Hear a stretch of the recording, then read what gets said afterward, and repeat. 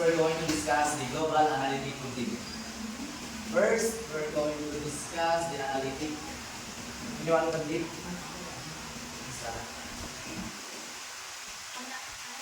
Analytic thinkers tend towards the linear, step-by-step process of learning. They tend to see finite elements of patterns rather than the whole. They are the tracers. They are more rather portable in a world of details, of input. So, analytic thinkers class like to learn the step-by-step process.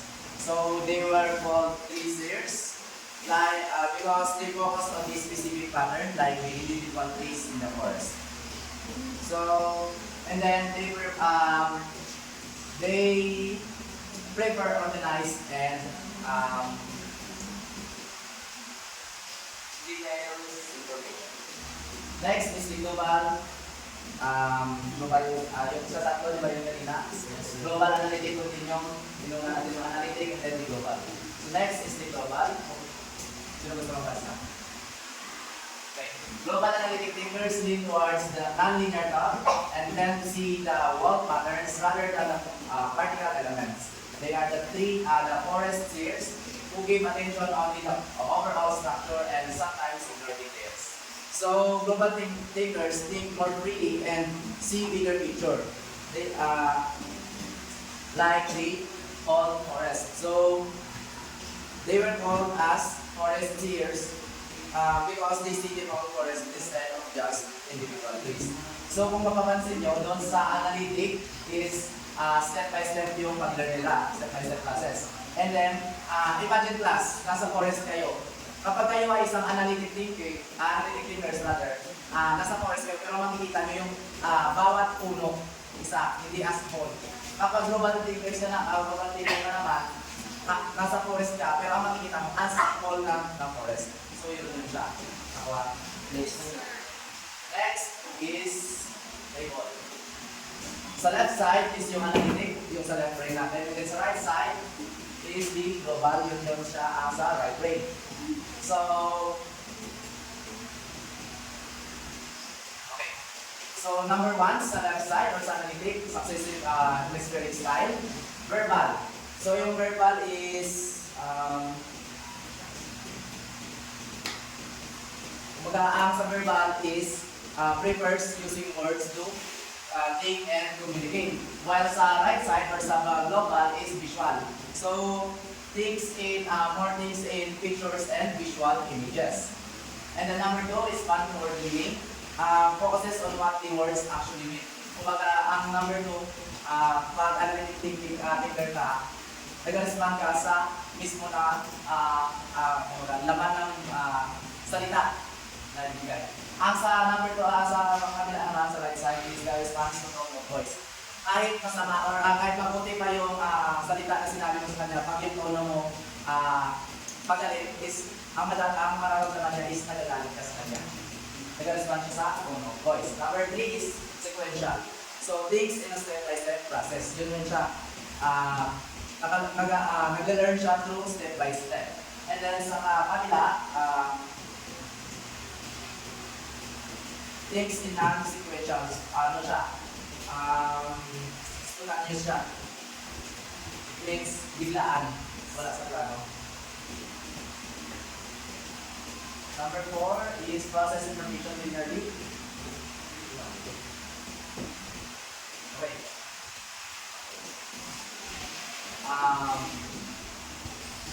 Handles, ito siya, number 4, process information linearly, handles information in a straight orderly manner. So, kumbaga,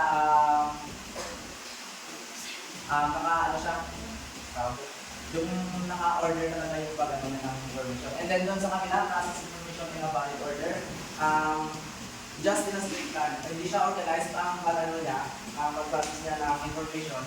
Yung isa, hindi doon sa kabila kanina is dapat organize siya, naka-process siya. And then next is the number 5, plans ahead. Kung number 5 is response logic. So, prefers vertical reasoning and clear rational ideas. So, ano siya sa rational reasoning, and clear idea siya. And then dito sa kanila, response to emotion. So, guided more feelings than by logic. So, more on feelings siya dito sa number 5. Number 6, plans ahead. Nagaplano siya ahead of time sa mga gagawin niya. And then sa kabila is impulsive. Kumbaga,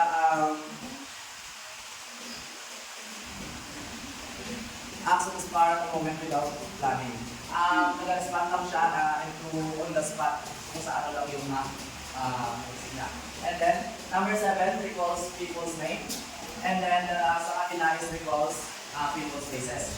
So, yung dito, mas maalala niya sa isang tao yung mga pangalan. Dito naman sa kanila, sa right side ng brain natin, is mas maalala niya yung mukha.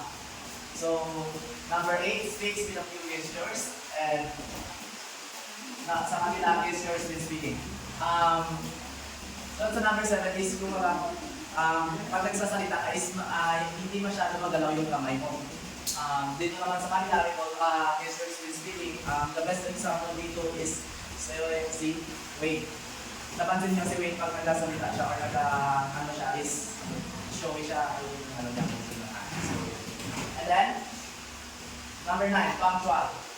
Less punctual. So yung punctual, natin yan, maaga pa siyang dumating. And then, less punctual, di natin may tatanggi, may tayo palagi. Number 10, prepares formal study designs. Studying. Ito yung siya, yung number 10, mas prefer niya yung naka-organize or yung mga tahimik na lugar para mag-study. And then dito sa kanila, prefers something visit background while studying. So dito, kung mayroong mga tao sa atin na mas makafocus sila pag meron sila sounds or music na pinapakinggan, mas madali sila makapag-aral. And then number 11, prefers bright light while studying. So, and then sa kanila, prefers frequent mobility while studying. So dito, mas prefer niya na mag-study na maliwanag or maliwalas. Dito sa kanila is, mas prefer niya mag-study while nagagalaw-galaw siya, nagagalitan-litan siya. Okay, next is the multiple intelligence. So yung multiple intelligence, guys, ay meron siyang the theory of multiple intelligences was first described by Howard Gardner in Ways of Mind in 1983. Gardner defines intelligence as an ability or set of abilities that allows a person to solve a problem or function a product that involving even one or more words. So, Howard Gardner came up with the idea of multiple intelligences in his book Frames of Minds. Ito, Frames of Minds. He thinks intelligence isn't just one thing, but a bunch of different skills. So he says intelligence is the ability to solve problems and or create things that are useful in different cultures. So Gardner's meron siya 9 intelligences. So first is the visual spatial intelligence or the picture smart. So, learning by seeing and understanding picture, organizing ideas in space. Seeing things in action helps them learn.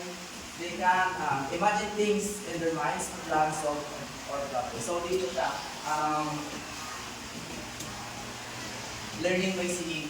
So, mas makalearn siya by kahit pinapanagal yung picture. At saka, mabilis siyang makaisip ng idea kung paano i-solve yung mga problem. And then number 2, verbal linguistic or the word smart. So, learning through speaking and writing is the highly valued in traditional classroom. So, ito yung ginagawa natin. Nag-report tayo, nag-asuda tayo para maka-learn. Number 3 is the mathematical, logical, or the number smart or the logical smart. So, learning by listening and problem solving is also valued in traditional classroom where learning is often step by step. So dito siya yung mula elementary natin meron tayong mathematics, hindi lang sa school, kundi pati sa pang-araw-araw natin ang buhay. Kasi kapag bumibili tayo, di ba, gagamit tayo ng pera, mag-subtract, mag-add, so yun. Nag-belong sa mathematical, logical, or number smart. Next is bodily kinesthetic or the body smart. So, learning by doing and interacting with their surroundings. This is often seen in active learners, hands-on experience help them understand. So, ito yung learning by doing. by John Dewey Dunlap. Okay. Number 5, the musical or the music smart. Ito yun siya yung learning through patterns, rhythms, and music. They pick on patterns using all their senses, not just hearing. Dito yan siya, mas mabilis maka-adapt nito yung mga talented na tao, yung mga magaling kumanta o yung mga marunong. Hindi na po magkakali, paging sa instruments din. Next is the intrapersonal or the self-smart. Learning based on their feelings, values, and beliefs, they care about, they learn, and take ownership of their learning. So dito, naka-learn sila based on their feelings and values and beliefs. So naka-learn sila by feelings. Kung ano yung nararamdaman nila at saka yung na-experience nila. Number 7 is the interpersonal or the people smart. Learning through interaction with others. This isn't just being talkative, it's about working well with others and collaborating. So ito yung example natin dito yung sa groupings. So maka-learn tayo to share your thoughts and ideas. Next is the naturalist or the nature smart. Learning by classifying things, finding patterns, and understanding differences. This isn't just about nature but can be used in any subject. So dito yung siya yung mga ilalagay natin ang example is subject na biology. So may mga plants na ano doon, topic. So mas mabilis sila maka-learn about sa mga plants. Okay? Hindi lang sa plants kundi sa ibang subject din. And then next is last one is the existential or the spirit smart.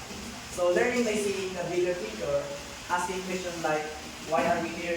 They want to connect what they learn to the real world. So ito yung siya yung kumbaga itatanong mo sa sarili mo bakit nga ba tayo nandito sa school? So kumbaga gusto mo siya i-connect sa reality. Okay. So that's it. So teachers should use their understanding of these different ways of learning to create activities that help all students learn effectively.